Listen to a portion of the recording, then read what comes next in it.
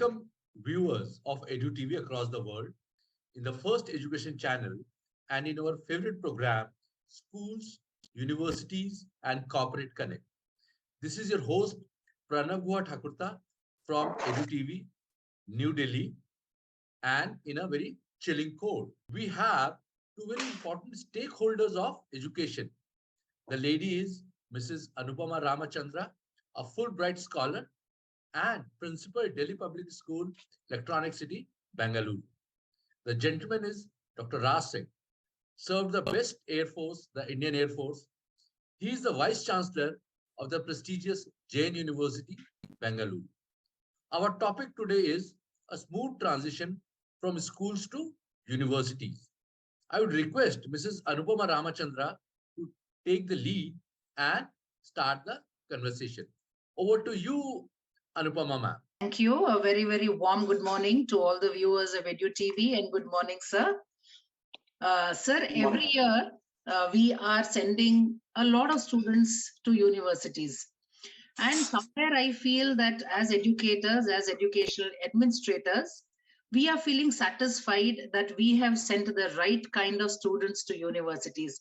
So my first question to you is, as school educators, should we be feeling happy that we are sending students to universities with the right balance of scholastic, co-scholastic skills and other things that are necessary to be part of universities? A great question, ma'am.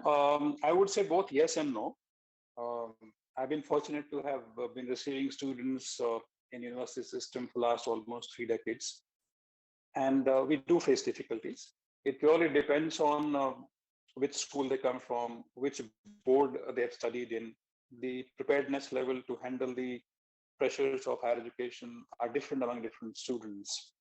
I remember in one of the graduation ceremony of a school, it was an IB school, and the director, when he was addressing the graduating students, said that boys and girls, when you entered from this right-hand side door into the auditorium, you entered as boys and girls, but when you go out from the other door, you'll go out as men and women. Now, it was so simple a statement, but very, very profound statement in the sense that 14, 15 years the kids have spent in school, particularly the senior secondary classes. Have we prepared them for being men and women? Believe me, the paradigm shifts completely. Right or wrong, in a school system, we have not passed on the honors of learning onto children. I'm not saying it can be done over at the strike of a clock when you graduate from 12th class, the honor shifts onto you. It has to be gradually shifted. It takes a long time. It has to be an organic process as a part of curriculum, as a part of the system, and we gradually but certainly make them feel more responsible before they go into the university system. You will agree with me that in the school education, the focus is mainly on scoring marks and scoring marks in the admission tests for engineering, medical, and now, of course, CUET will put everybody into the same league. And somewhere in the process, we forget developing in our students certain important life skills. You'll agree also with me that because of the pressure of coaching, children are stopped deliberately by the parents and the teachers, equally more so the parents, not to participate in social gatherings, not to participate in cultural activities, sports activities, because single-minded focus is shifted to those admission tests and is getting more and more. Sometimes I see even after class 6, the students are diverted towards this. Now, that's a very important phase of life of the students, particularly in the middle section, where these life skills can be really built in. And when they go to 9th, 10th, 11th, 12th, that's where they start looking actively for the career options they want to go into. So I think it's something to do with the curriculum. We find a lot of difficulty in many students finding it difficult to adjust to the pressure of higher studies.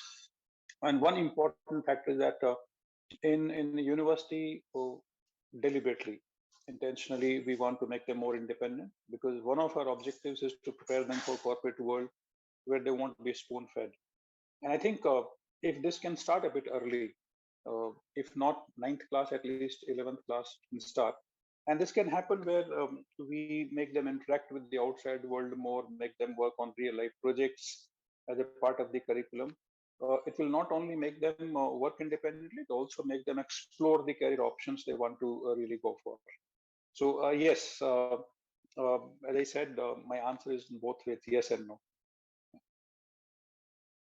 Thank you, sir. I think you have rightly pointed it out that in schools, yes, there is a lot of focus on performance in scholastic programs. But I think it would do good for students if we focus on co-scholastic programs also from early on. That is what I understand from what you said. If given the choice and the voice, I'm sure they will surprise us with the wonderful things they can do. Thank you so much, sir, for this very empowering conversation this morning. Thank you, EduTV, for giving me an opportunity to talk to such a prolific educator as Dr. Raj Singh. It was an absolute pleasure. Dr. Raj Singh. We have taken a small initiative in places like Dehradun, Bangalore, Delhi, Pune, and Dubai. We are taking the school children, the passing out kids, to a university for a day, maybe two also, and they are getting a feel of college life. They are meeting the students also, college students also, and working pretty well. And this is also one of a very good initiative where Anupama ma'am and Dr. Raj Singh are speaking to each other, school head and a university head. And I would like to add one more thing what Dr. Raj Singh said. I will just definitely second to him. Sir, recently we went for a campus interview. When the director sat with us, who all got selected? I told Aman got selected. He said he was the pain for the college. So these kind of students get selected first. You are very right, sir. Right. Thank So, ma'am, so I will much. also catch up in Bangalore, and I can suggest one more thing, Pranav, is that if you can bring universities and schools together and organize summer schools for them, 3-4 weeks kind of things, where they can actually feel and work in the university life, in fact. Absolutely. We would love that. Sir, Be we will beneficial to definitely do both of that. them. I will definitely take your advice, sir, because Anupama ma'am, when we had our first program of EduTV, Dr. Raj Singh especially drove from Punjab to our studio. He came specially for me out here, ma'am. And Dr. Raj Singh, Anupama ma'am helps me a lot. She's also the secretary of the Southern Schools of Bangalore. I think Dr. Raj Singh and Anupama ma'am should meet. We will. Further. We'll meet, ma'am. We should take this conversation further. Sure, ma'am. Sure. Surely. Thank you. Thank you so much. Thank you, Pranav. Pranam Raj Singh, sir. Thank you. Bye, Anupama ma'am. I am Harshini Sudarshan. I am a grade 12 student studying at Delhi Public School, Bangalore East. For those of you who are watching, at EduTV, we are having a taster program, and some of you may know what it is. It is just to get a taste of college life. Good morning. I am Chaya Khanna, Principal Scholars Home School. I would like to express my gratitude to Pranav for giving this opportunity to our class 12 students to visit Graphic Era. I'm sure our children will know of the many avenues that they are not aware of.